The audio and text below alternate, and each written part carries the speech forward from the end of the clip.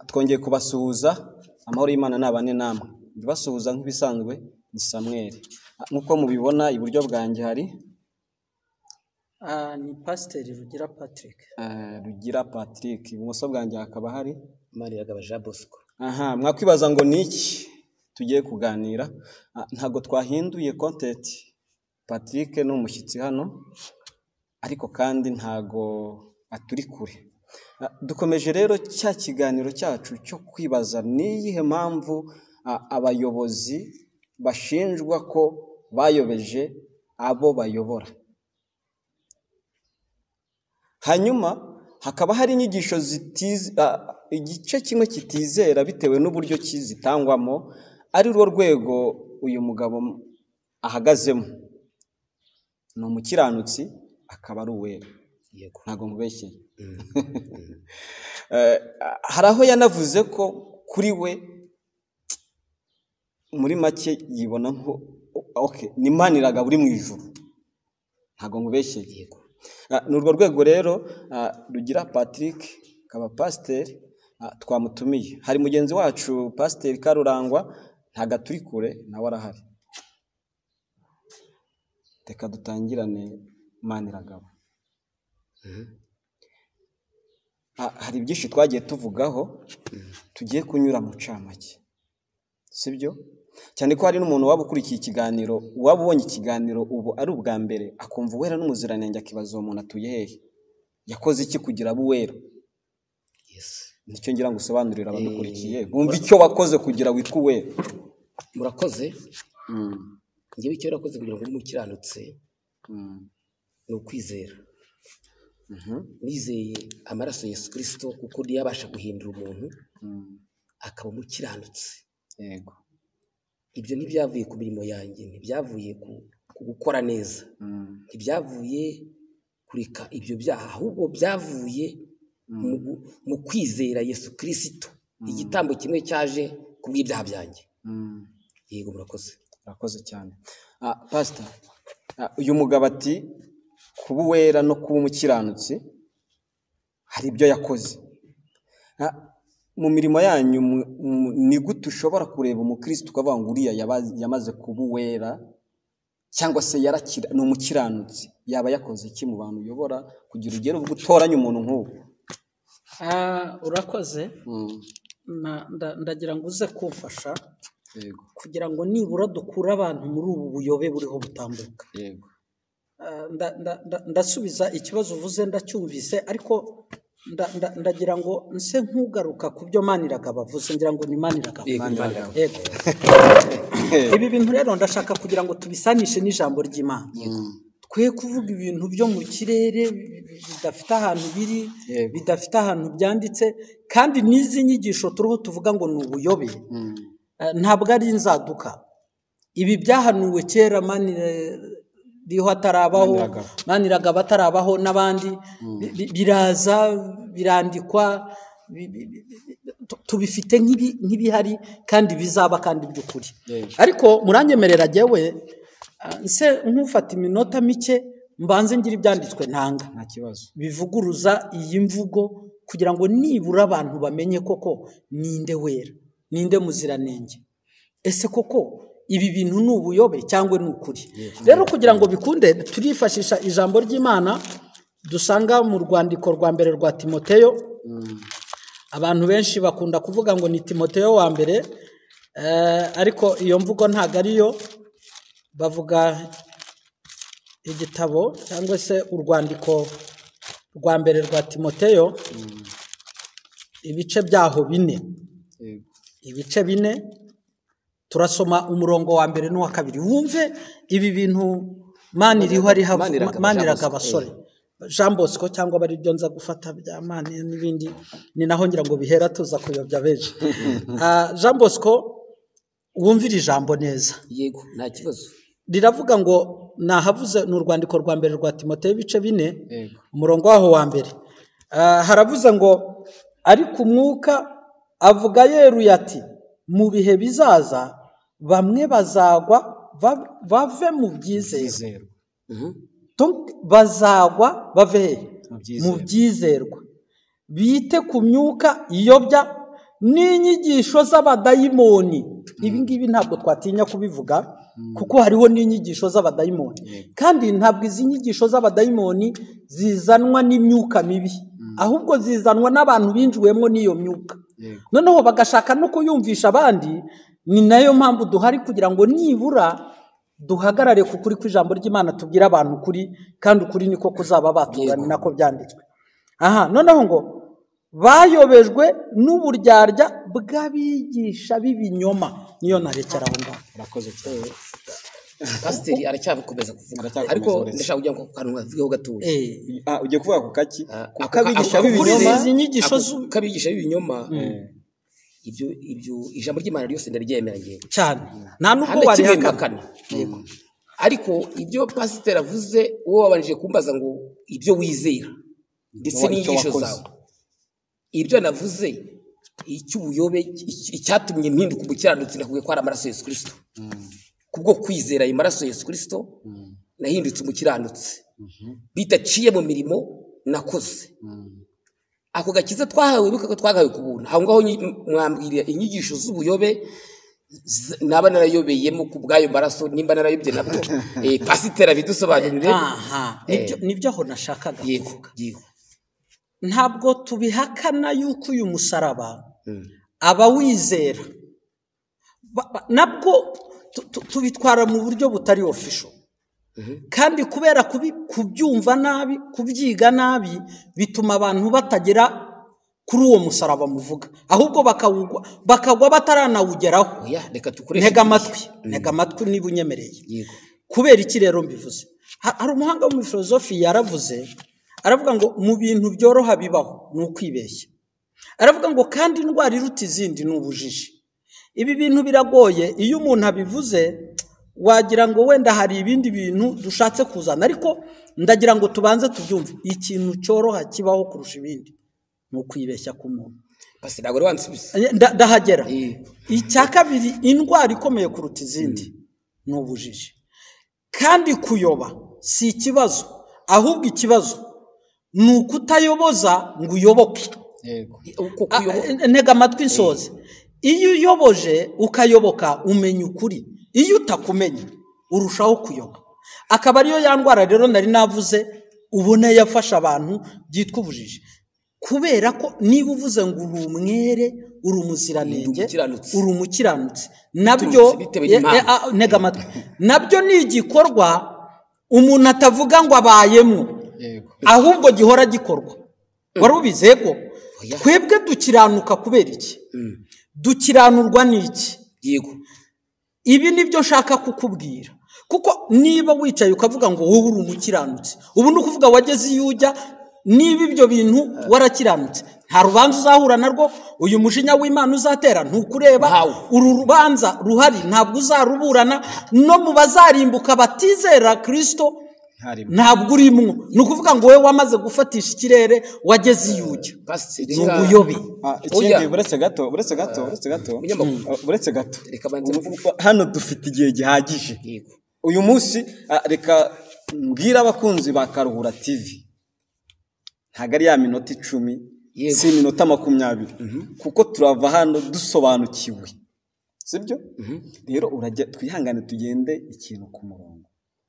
Ndashaka gusa nko gusubiza inyuma gato, kugira ngo noneho twinjire. Ubu nibwo tugiye gutangira, twinjire tumenye Imana, noneho tugiye kuganira uyu munsi.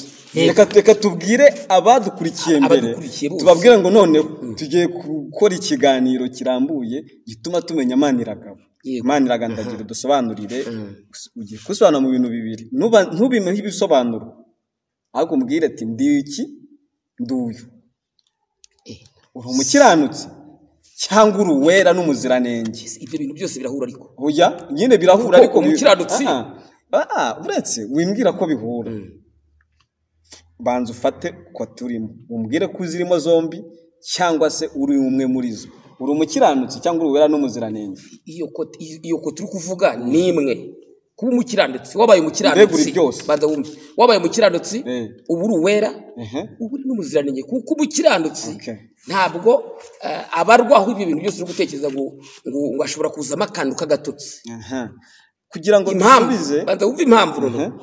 icyo pasiteri ari kuvuga ngo ni ubuyobe n'abandi bapasiteri bose bavuga ko ari ubuyobe nyine ibyo ariko sintekereza nimba ngewe mu itorero niba ndi mu itorero ba pasiteri iyo bigisha barigisha ati nimuba abakiranutsi iryo torero riyobowe na ba pasiteri baba bashaka ko yose bahinduka abakiranutsi nimba mbonetsemo ndi umukiranutsi ntabwo baba bagira umugisha kuko nibyo bashaka ko ari byo bakeneye ntabwo bifuza abanyabyaha ahubwo bifuza umukiranutsi gukiranuka rero ni iki nuko namajije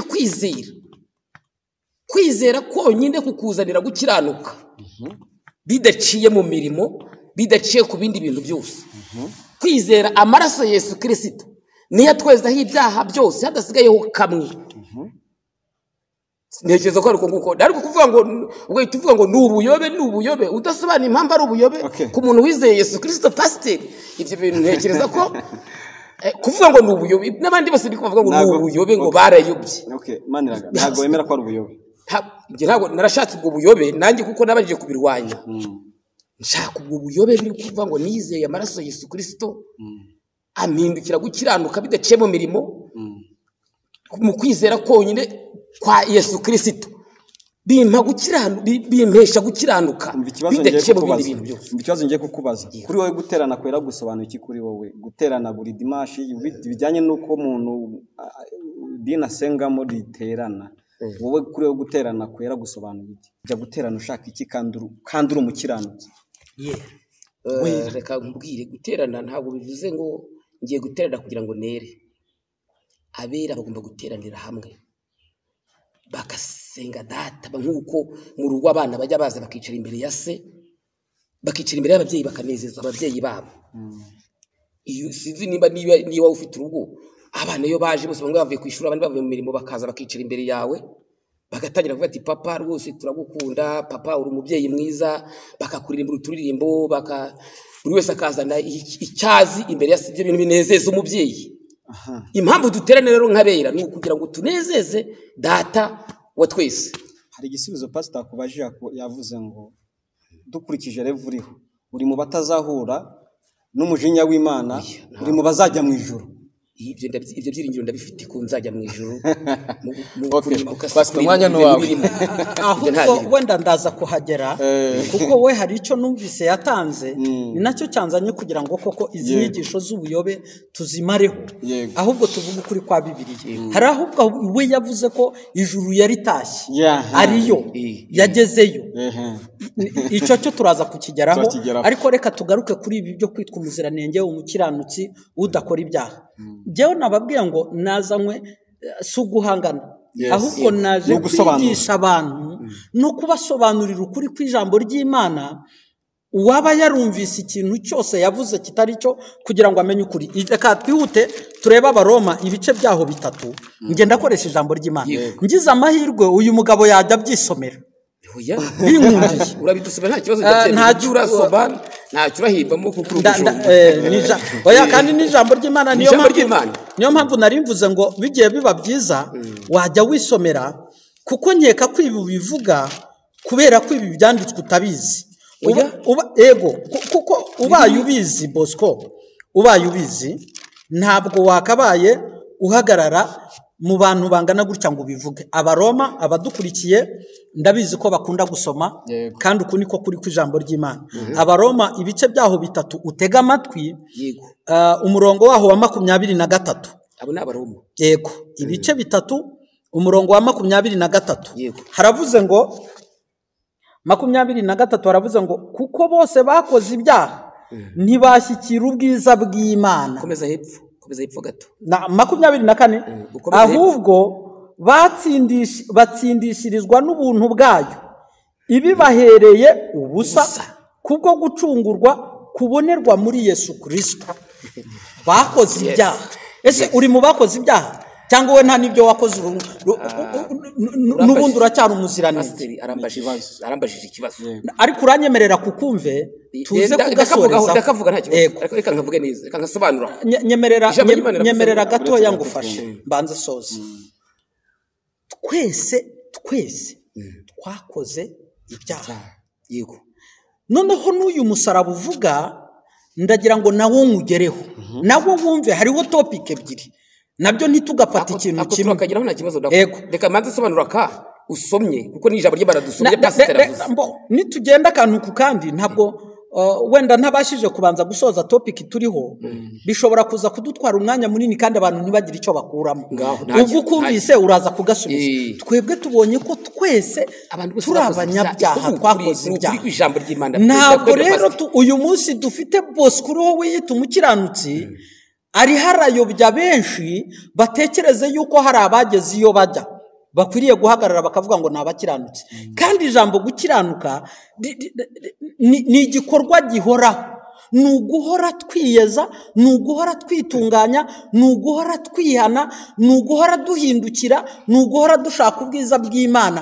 ntabwo ari ukuvuga ngo twebwe twarejejwe ngo kuko twageze ku musaraba cyangwa se ku bw'aya maraso yaradutunganije oya mubifata nabi mubyumva nabi mubitwara nabi ni nayo mpamvu tuzarimbuka ni nayo mpamvu ijambo ry'Imana rivuga ngo nawe wibwira ko uhagaze wirinde bari bashatse kuvuga iki nibi bariho bababwira noneho wumve n'uwo musaraba reka nawe nkuvugeho urwandiko rwa mbere rw'Abakorinto igice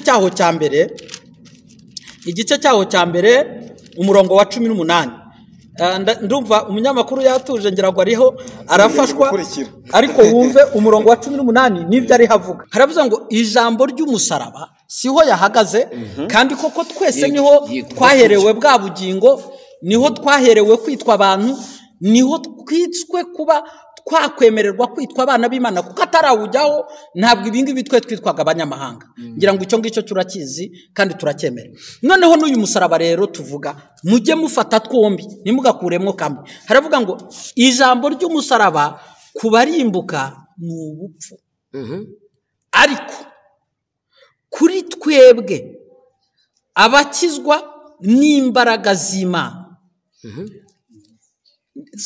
donc izi mbaraga twebwe zidukiza ntabwo ari kuvuga ngo zaradukijije ahubwo yego ni imbaraga zidukiza ni igikorwa icyo nshatse kukubwira ni igikorwa gihoraho ntabwo ari igikorwa kibaye rimwe ndagira ngo ahuze kuhasobanura yego nta kibazo uze kureka nanjye mvuge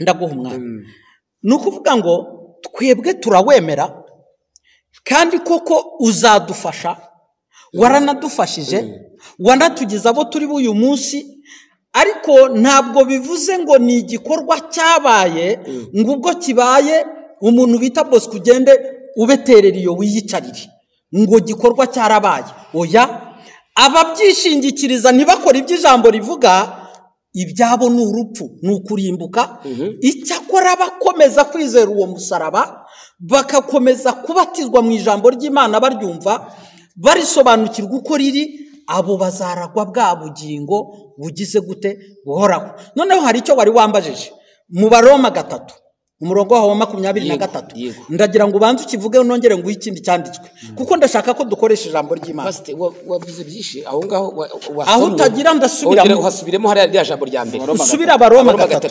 aho abantu noneho dusubiramo noneho aho ngaho abariho Abaroma 3 umurongo waho wa 23 ariko n'uyu musaraba ntuze kuwibagirwa kuko niho wahagaze cyane urakoze cyane 23 haravuze ngo kuko bose bakoze ibyaha ntibashyikira ubwiza bw'Imana ubwo 24 nuwo nawe usabye urakomeza hepfo ahubwo batsindishirizwa ni ukuvuga ngo ni igikorwa gikoma turaguma tugatsindishirizwa ntabwo twatsindishirijwe mugiga nabi yego nta kibazo aho ngaho komeza n'ubuntu bwayo ibi bahereye ubusa rekera aho gutyo abantu aha ngaho abantu bose bakoze ibyaha ntibashikira ubwiza bw'Imana ahubwo batsindishirizwa n'ubuntu ibi bahereye iki ubusa kubibahera ubusa ntabwo biva mu bikorwa bakoze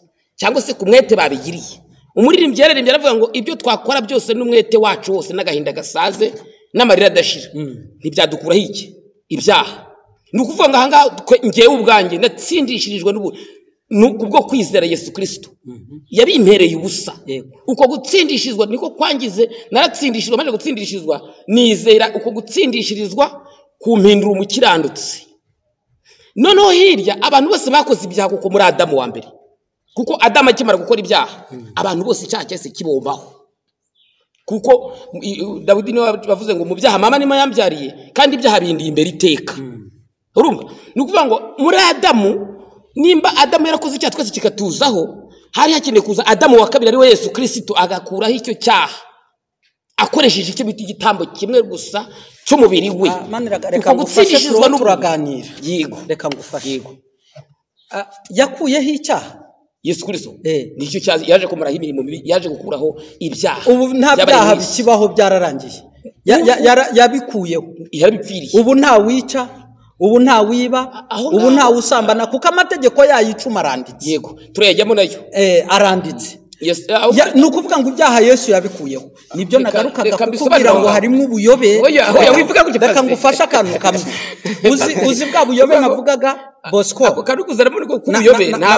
nakwijeje ko nuza kumva ijambo rigufashije ntarirarenga. Yego, ntabwo wazaba mu barimbuka, ahubwo wazaba mu bahabwa ubugingo. Oya, aho oya, ntabwo niruka nanjye ninkushinja, ntabwo nshinje, ntarirarenga. Uravuga ngo mu barimbuka nge sindi bwoko, ntabwo mvuze ngo uzarimbuka. Byaha bibaho bituma twihana. Ubu uyu munsi wa none hari icyaha ukora, hari icyaha ujya ku rusengero guterana, kwa guterana twavuze, uvuga uti byibura hari icyaha afite, tagenda apfukama isaba Imana imbabazi. Ese hari igihe muri wowe mu kazi kawe ka buri munsi iwawe cyangwa mu kazi cyangwa ahandi hantu hariho hose ujye wiyumvamo ko wakoze icyaha ugasaba imbabazi? Hari igikorwa ujya ukora cyitwa gusaba imbabazi Imana? Wikwigora umunyamakuru cyangwa se pasiteri, yewe mbabwiza ukuri, ndumva uri umugabo ufite abana. Yego, nawe ufite abana. Yego, umwana icyambere, umwana usaba imbabazi ise, icyambere umwana arabanza, nibyo nababwiye ni mu kiganiro cy'ubushize, umwana arabanza akaboneka. Uwo wavutse afitanye isano na se, afitanye isano na nyina. Uwo mwana kugira ngo ajye kuvuka ntabwo we ababwira ababyeyi ngo muzambyare. Wabyumvishe? Ababyeyi bo nibo bitekereza kuvuga ati rero uyu mwana reka tumubyare, reka tubyare umwana, bakabivuga ati reka tubyare umwana. Umwana akabanza akaboneka, akabanza akagira n'isano na se. Uwo mwana yamajije gukura, uwo mwana akora amakosa, agakora n'ibyiza. Ibyiza rero binezeza ababyeyi, ibyiza umwana akora binezeza ababyeyi. Munyumve neza pasiteri. Ariko nibibi akora bibabaza ababyeyi. Bapasiteri bashumba bacu barashaka kugira ngo tubanze tubone umwana, abana babajije kuba beza. Tekereza ko kujya kubyara umwana ntabwo wabanje kumubwira ngo banze ukora ibyiza kugira ngo mubyare. Twebwe rero twabaye abana, nabaye umwana w'Imana. Iyo ngiye mu rusengero, reba ikibazo mbajije ngiye. Iyo ngiye mu rusengero ngenda ndi umwana w'Imana, ndi umukiranutsi kuko mfitanye isano na data. Data rero, yego, data niba rero nanjye nkaba naravuye ubwe kwera kwasko bikesha kwa data, kuko ari we wambyaye nyine dufitanye isano. None rero reba icyugwamo, iyo sano dufitanye iva mu maraso. Isano byanze bikunze iva mu maraso.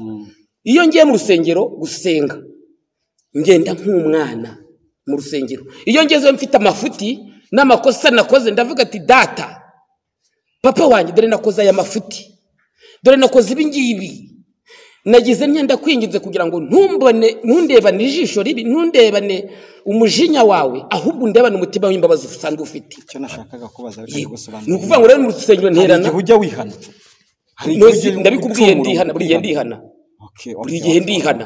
Ariko ntabwo nihana kugira ngo mpinduke, ntabwo nihana kugira ngo mpinduke umukiranutsi. Okay, urakoze.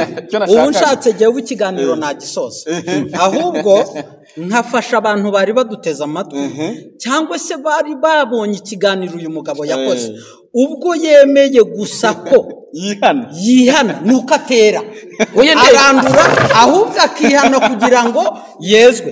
Kandi koko ibyo avuga nibyo. Reka wumve ukuntu ngufasha, reka musomere icyanditswe wumve ko ibyo giye kuba wemeye gusa ko wihana. Niyo nasoza ikiganiro, nicyo cyari cyanzanye. Umva rero akantu kamwe kandi kakwemeza koko kw'ibyo uvuze ari n'ukuri. Yesaya, hano uyu yari umuhanuzi ukomeye mu bahanuzi bakuru dutunga muri Bibiliya.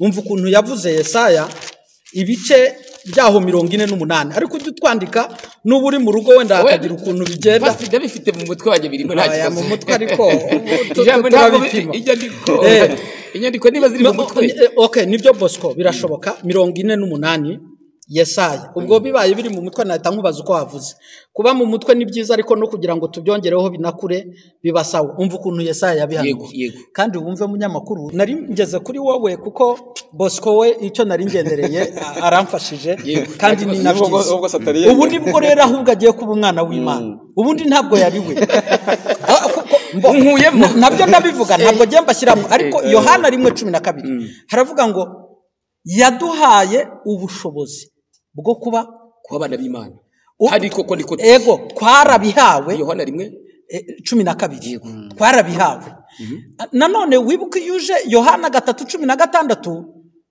abamwizeye bose abamwemeye bose bakizera izina yabahaye ubushobozi bwo kwitwa abana b'Imana nukwitwa kandi koko uramutse utamwizeye ntabwo wakwitwa umwana w'Imana wakwitwa uwa shitani cyangwa ibyo tuvuga hanze ngo ni umupagani pastor abana b'Imana b'abanyabyaha biko turavuga ubwo tuvuga ngo nabana b'Imana ariko b'abanyabyaha bafite utwaha duke none se ririya jambo mu Maheburayo ibyo avuga ngo abanjye yabamenye kera noneho hari n'irindi nyine rivuga ngo abanjye ndabazi yego nabashyizeho ikimenyetso noneho hari nabo donc bavutse ku mugambi w'Imana ariko batarabiki batarabima yego abanjye ndabazi bivuze ngo hari abatarabe abo ngabo rero niba abanyabyaha nyine umva rero aho naringeze ku cyo yaravuze reka ngisoze narimvuze ngo nawe ugafata ujye umwigisha abantu ni byiza nk'abanyamakuru kwibi muba mubizi ni nayo mpamvu mise mvuga iki cyanditswe ndavuga ngo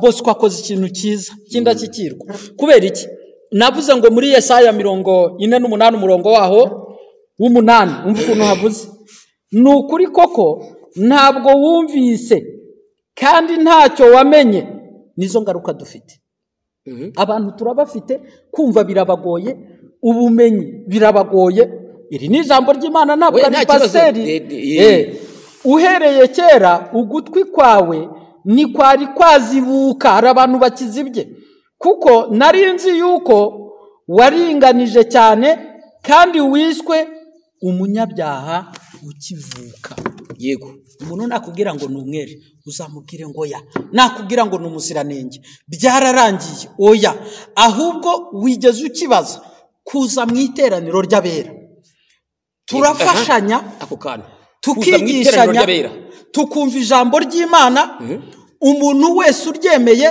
abatangiye cya gikorwa cyo kugenda yezwa ntabwo ubaye umwere ahubwo urihura uyu mwenda wawe ubu wowe urashaka kubifata nkaho ushobora kuwumesa rimwe ukavuga ngo kuva uwumeshe birarangiye ariko uyu mwenda urandura turabyemeranywa munyamakuru uyu mwenda urandura niba nkumeshe uyu munsi n'urugero mbigereranije natwe ni nabyo ijambo ry'Imana ritubwira twebwe duhore twezwa ndaguha ibyanditswe ariko kuvuga ngo uretse mbaze pasiteri atubwiye ko urugendo rwo kwera ruhora rukorwa yego hari ikibazo ushaka kubaza ko iri jambo kurivuga uyu mugabo nyine ukumva atari kubyumva ariko ndagira wenda ufashe abantu cyangwa se nanjye ufashe tumenye ninde cyangwa se kugira duhore twera tubikora gute iyo dutangira iki kiganiro tuvuga ngo ibyo abayoboke abakristo bashinja abayobozi babo harimo ibihe nukuba mbere hose impamvu izi ngaruka z'abatari zirije zikaba abantu tutari guhuriza kuri Bibiliya imwe twizera twese tuvuga ko twizera nuko hari abashumba babwirije nabi babwiriza ibintu babinyura hejuru badasobanura ibintu kuri bituma uyu munsi wa none abandi nk'abamaniraga ababeshi bumva ko bamaze kwera bakijijwe kuko numbwira ngo tanga 100,000 ugiye kubona akazi yego ntabwo wambwiye ngo ni nihane wambwiye gutanga amafaranga urumva binyemeza kuko ikigenza araga umuntu urumva niba afite amafaranga ye koko arera ndashaka udufashe gusobanukirwa mu bituma umuntu ahora yera wavuze umuntu ahora akora harimo gutanga amafaranga harimo n'iki umuntu akora buri munsi kimuhesha guhora buri munsi yera. Birashoboka ko nahera mu gitondo nera saa 10 nkaba nanduye, ese saa 11 ndakora iki kugira nere? Kuko hari abayobozi b'amadini cyangwa abashumba, abapasiteri n'abarimu n'abandi, urabazi cyangwa se wenda nawe urimo, bashyira imbere inyigisho z'amafaranga, ntibashyira imbere inyigisho zo gusobanurira umuntu agakiza, bigatuma umuntu yandurukana inyigisho zimushuka ko yakijijwe. Ndagira udusobanurire n'icyo umuntu akora kugira ngo wa mwenda wo kwera ahora wumese. Urakoze. Turaza no gukoresha ibyanditswe, ariko reka nsobanure.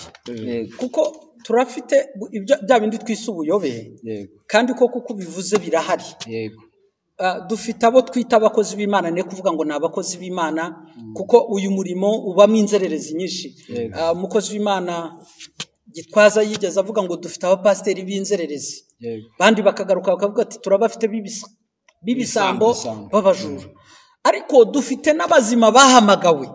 Turabizi ko hari ababonye uyu murimo bakaza atari ukubwiriza abantu ijambo ry'Imana ribabohora, ahubwo rikaza ribabwira bya bindi wavuze by'indamu bakeneyemo. Turabafite, twatanga n'ingero ariko si ngombwa hano. Agatangira akajya barahari bitangira n'ubuhamya ngo yavuye muri za Mayibobo, yageza Gitagata n'ahandi, ariko ngaza kumvira umwuka uyu munsi ni umukozi w'Imana. Ibi bintu rero by'ijambo ry'Imana bisaba ibintu bitatu bikomeye. Icya mbere, kugira ngo uwujyemwo ufite ubuhe burere. Icya kabiri, ufite ubuhe bumenyi. Icya gatatu gikomeye, wabuhawe nande. Dufite abantu barimwo nta burere bw'ababyeyi yagize, nta burere bw'ishuri yagize, nta burere bw'itorero yagize, cyangwa bakibwira ko babihawe by'iteka. Ariko sibyo, ahubwo ibi bintu bihora biharanirwa. Ni nayo mpamvu ngiye gusoreza ku cyanditswe kimwe kuri iki kibazo cyawe, dusanga mu rwandiko rwa mbere rwa Yohana. Abadukurikiye kugira ngo tujye tubaha ibyanditswe, bajye bumva yuko nta mukiranutsi, nta mwere, nta muziranenge, ahubwo tugirwa abaziranenge n'ijambo ry'Imana. Guhora twiheza, guhora twihana, guhora twitunganya. Wajya kuryama ukabanza ukavuga ngo Mana, birashoboka ko hari uko nagenze. Wibuka ijambo ritubwira ngo turareba tukagira dute, twatekereza tukagira dute. Nibo nanjye mvuga. Urwandiko rwa mbere rwa Yohana, ntega amatwi wumve ko Bosco nanejejwe n'icyo yavuze, yuko nawe yemera ko yihana. Ariko ni byiza, urwandiko rwa mbere rwa Yohana igice cya mbere umurongo waho wa 8, mwumve, nituvuga yuko ari nta cyaha dufite, wakumvise, tuba twishutse, ukuri kuba kutari muri twe. Nituramuka tuvuga ko turi intungane, tuba tubeshye, kuko nta kuri kuba kuri muri twe. Reka soza kuri umurongo wa 9.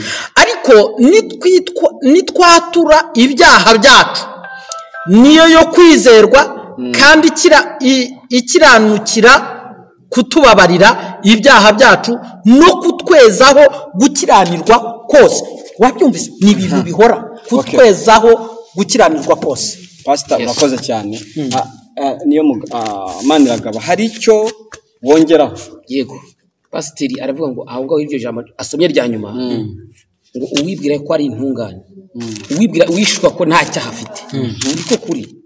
Niko kuri ntabwo umuntu uri mu mubiri, umuntu wo muri Adamu nabimubwiye na mbere. Umuntu wo muri Adamu afite icyaha, atagikoze afite icyaha, yagikoze afite icyaha. Wabyumvise? Ni nacyo Yesu Kristo yarebye ari mu ijuru. Imana yarebye aravuga ati nohereje umwana wanjye kugira ngo ajye gupfira kiriya cyaha. Mu Befeso hari ahavuga ko Imana yagambiriye kera isi itari yakaremwe kuzacunguza umwana w'umuntu Yesu Kristo. Ni kare. Wabyumvise? Ni ukuvuga ngo Imana yagambiriye kera kuzacunguza umwana w'umuntu Yesu Kristo isi itari yakaremwe. Ni ukuvuga ngo Imana yambonye isi itari yakaremwe, ibona ko nzakora ibyaha uyu munsi ndi gukora. Niyo mpamvu yahise ishyiraho Yesu Kristo kugira ngo azaze kuncungura, ampindure umukiranutsi. Ibyo guhora rero, guhora ngo duhora twezwa, ntabwo duhora, ahubwo twejejwe n'amaraso ya Yesu Kristo kubwo kwizera. Reka akantu kamwe reka ngufashe nk'umunyamakuru. Jewe nari ngiye no gusoza ikiganiro kuko icyari cyanzanye cyatumye nza muri iki kiganiro nasaga nk'ugeze ku ntego kubera ko Bosco hari icyo umva impamvu mvuze ko nari ngeze ku ntego yemeye ko nta mukiranutsi ubaho ahubwo duhora twezwa cyangwa se twarejejwe kuko twejejwe birangira nta nubwo wakosa nk'umwana w'Imana ngo wihane kuri so sibyo oya nuri abana bene bakora ibi n'ibyiza icyangiza umwana ntabwo ari uko nakoze ahubwo nuko nizeye urakoze uvuze ikintu cyiza icyo wizeye ni nacyo kikwemeza kuguma wihana kandi ku kwihana kwawe ntega amatwi kwihana kwawe niko kugaruka kukwemeza yuko uriho ukomeza kwezwa kugira ngo uzaragwe bwa bugingo. Reka twongere twibutse abadukurikiye iyo ni Pastor Rugira Maniragaba Jean Bosco. Yego Maniragaba Jean Bosco nanjye mwumva nkaba ndi Samuel cyangwa se Tuyizere Samuel. Hanyuma iyi ni Karuhura TV wowe udukurikiye tukwibutse ko ntago turi guhangana turi gufashanya. Sibyo? Hanyuma tugiye kugana ku musozo. Tiyogana ku musozo ariko hari ikibazo ushaka kubaza Maniragaba nicyo nawe ndakubaza kugira ngo mu kiganiro cyacu gikurikiraho tuzaza dutanga umwanzuro w'iki kiganiro tumazeho iminsi ngira ngo iki ni igice cya 4 yego mu gice cya 5 tuzaza dutanga umwanzuro byanga bikunda hazaba habonetse wowe umaze igihe udukurikira uzaba wabonye inzira ukwiye kubamo Maniragaba acyari mu mavuta ndimo acyari umukira okay ndashaka kukubaza dukurikije ibyanditswe okay ngiyewe numvishe wowe ushobora kuba utabyumvishe ariko abadukurikira babyumvishe ndabizi hanyuma dukurikije ibyanditswe byasomwe nakwiye ko turi gusoza turi gusubika sibyo wemera ko utakiri uwera n'umuziranenge ahasigaye ukaba ushobora kurangirwa inzira yatuma uhora uharanira kuba uwera icyo ni ikibazo icyo ni ikibazo buretse gato icyo ni ikibazo sibyo wemera ko utakiri uwera n'umuziranenge ahubwo ukaba ushobora kurangirwa inzira yatuma uhora wera nuko babikubwiye yewe ndi umukiranutsi munyamakuru banza ndi umukiranutsi nzahora ndiwe ndi umukirisitu nzahora ndi umukirisitu igihe cyose ntabwo urakoze cyane ntabwo njya mba umunyabyaha ngo nongere mba umukiranutsi ngo nongere mba umunyabyaha Maniragaba ntago arahondwa ngo anoge ni akazi kanyu ka buri munsi niyo mpamvu muhora mubwiriza mwibutsa abantu Bibiliya kandi bazitunze mu nzu zabo ariko se nk'umuyobozi wenda tuvuye hano mu kiganiro ku rusengero rwawe umenye ko hari abakristo 50% bafite imyumvire nk'iyi wabakorera iki? Umbajije ikibazo cyiza ariko kugira ngo nkagereho icyanzanye nari nabivuze ko naje gukora challenge y'inyigisho z'ubuyobe. Yego. Noneho nibyo navuze ngo nta muziranenge nta muntu wejejwe byiteka kuko ndavuga ngo babaye babaho nta rubanza rwazabaho yego nta kurimbuka kwazabaho uyu mujinya w'Imana ntabwo wazaza yego ariko twebwe duhari nk'abazacirwa iki urubanza yaba ari ibyo twakoze ahabona n'ahatabona ndavuga hiherereye noneho nuko wenda igihe ni gito twari gukoresha ibyanditswe tukavuga ngo kubera iki hazabaho urubanza yego aho ngaho n'undi munsi no mu bundi buzima kubera iki abantu bazarimbuka none se batizeye habayeho ko abantu twejejwe twabihawe byiteka hari abazarimbuka none se uyu musaraba tubwira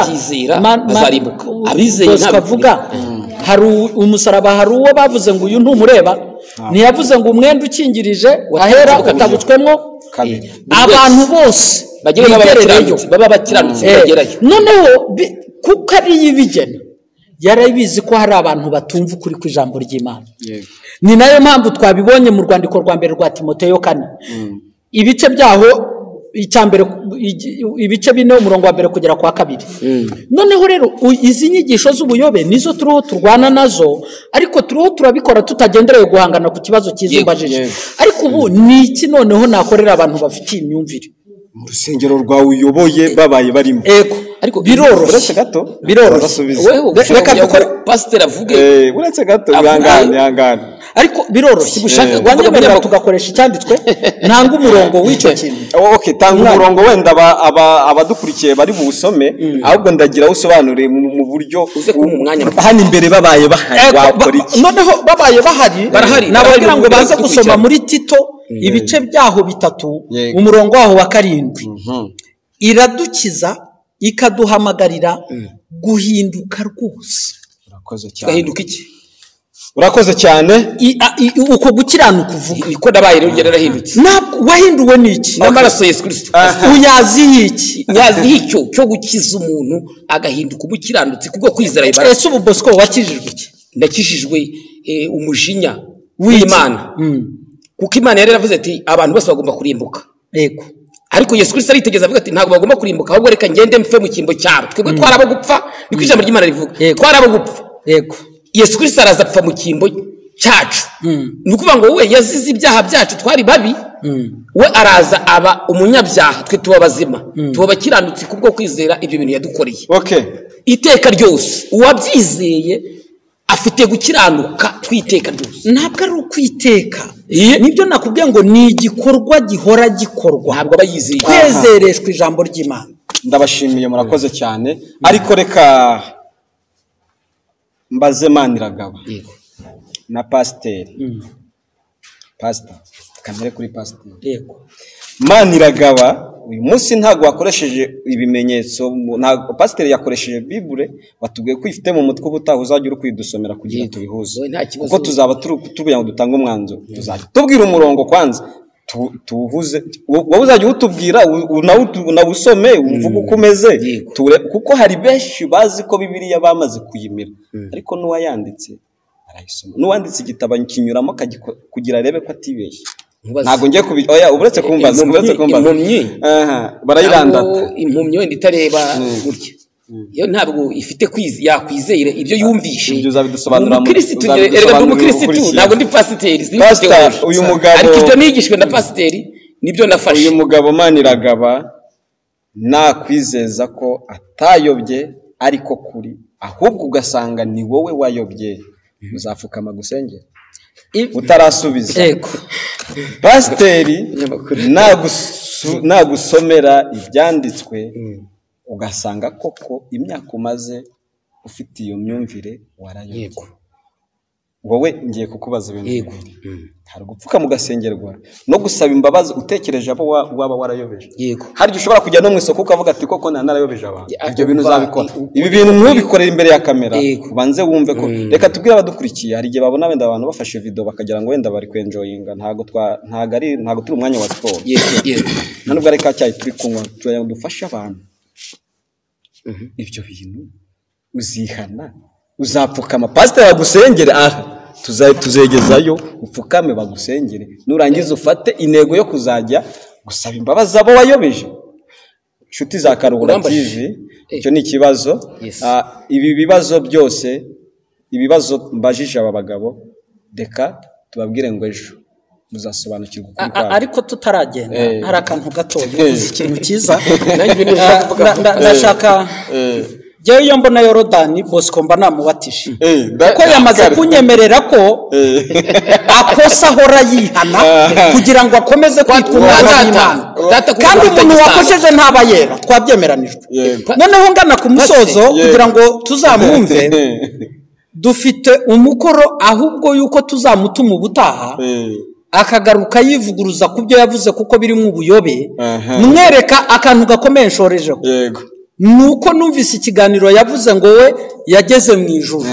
Ubu ndakeka ko ndiho nganira n'umuntu muri ijuru n'abamarayika. Ni ubuyobe bukomeye, uranyemerera tuzahere kuri ako, kuko iki cyo turakibwirije abantu kandi baracyumvise. Kandi nongere ngusabe, ibi bintu nta muntu uvuga ngo arabizi byuko atahora bisoma, kuko twebwe duhora twiga. Nibyo nakubwiye ngo duhora dukizwa, duhora tweza. duhora twezwa sibyo rero niyo mpamvu duhora Bibiliya iravuga ngo muhore mu iteraniro ry'abera abo twera kuko turi hehe rero ni ijambo ry'Imana twezwa n'iki ni ijambo ry'Imana wowe ushaka kwera uri mu isoko ushaka kwera ute pastor ntabwo ari ahantu hose uri murambaza ariko ntabwo watumye mvuga kubera ari ntabwo nanze kuvuga narenze wenda dusoreza kuri ako nshuti za Karuhura TV mumaze kumva aho ikiganiro cyacu kiri kwerekeza Maniraga karame ibyo amaze gusobanura byumvishe nta kibazo nabyumvishe kuko pastor yavuze ngo niyabona Yorodani aba yanamaze no kukubatiza ambatiza gute kandi nibyo avuga ntabyizera okay niho tugiye kuba dusubitse tukazagaruka ejo mu kiganiro gikurikiraho hanyuma tukubatiza cyangwa se pasiteri apfukama tukamusengera twavuga ati niweho wari warayobye ibyo ngibyo tuzamenya mu kiganiro gikurikiraho ikindi shaka ko pasiteri azadusobanurira ni ikintu cyo uyu mugabo ukuntu avuga ngo amaraso ya Yesu Kristo yaraje amaraho imirimo mibi ya Satani amaraho aradukiza rwose aratweza neza aradutunganya duhinduka bera aho niho ngira ngo pasiteri ibi bintu uzabyibuke uzadusobanurira kuko niho hatuma wahuye n'izo nyigisho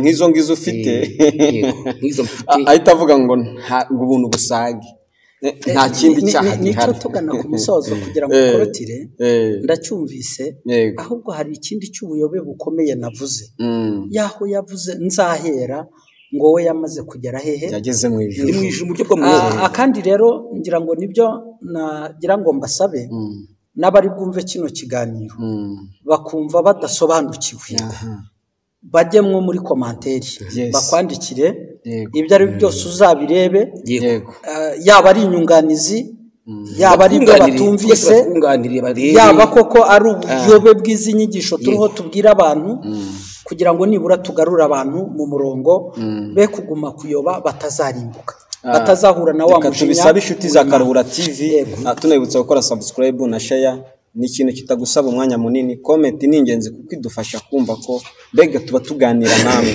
ikindi uza pasiteri ikibazo uzadusobanura mu gice gikurikiraho harimo ibintu byinshi kuko umunsi tuzaba turi gutanga umwanzuro wabyo ibyo byose turi kuvuga kugira ngo mubimenye urarike mugenzi wawe niyo mpamvu tugushishikariza kuzakora share kugira ngo bamenye mbega abantu bajye bareka kuyobywa cyangwa se hari uzi ko ari mukuri amenye ko yayobye yego sibyo uzadusobanurira impamvu ki uyu munsi wa none abashumba cyangwa se abapasiteri batari gusoma Bibiliya bakibanda mu nyungu zifatika z'amafaranga bakasezeranya abo bayoboye bashaka no kubaka ibyabo hari izindi nyigisho wenda zitwa iz'ukuri kuko zigisha abayobozi bafite inshingano mu myigishirize aho usanga bashishikariza abantu iminsi myinshi yo gusenga batabaha umwanya wo kujya gukora kandi makeya umunsi umwe yasigaranye yaza ku rusengero bakamwigisha bamwumvisha ko agomba gutanga aribwo azakizwa ibi bintu nanjye iyo mbigezeho ndarakara kuko mbona hari uburyo ki mwibashumba namwe hari aho mbashinja ko mwayobye nabivuze ariko si bose ubwo uzaduha itandukaniro ryabo ryo kuntu umuntu yabamenya njyewe uyoborwa nzabwirwa n'iki ko uyu muyobozi yaje ari mukuri ku ijambo ry'Imana inshuti za Karuhura TV nahangaha twanzikiye kandi ntago dushoje ukomeze wige kandi nufashwa utange comment uko ubyumva n'uburenganzira bwa buri wese turabashimye Pastor ndagushimye kubw'umwanya wawe Imana yo mu ijuru igumugisha niyo mugabo Maniraga bashabusa umukozi w'Imana umwana w'Imana wera ariko umunsi uzapfukama uwo munsi uzapfukama ndabashimye murakoze cyane Imana y'amahoro nibane namwe